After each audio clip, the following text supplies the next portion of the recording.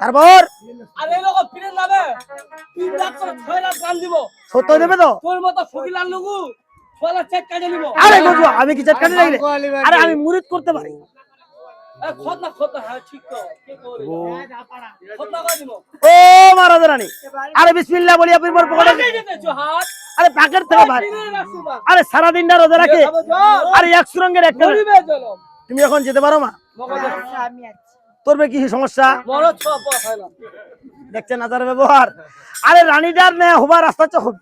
হবে আরে বেটা তুই কি আমার পরে কি রে? এরা তার মারা দিন মুই খাম কি করবা মরবা কেন রে?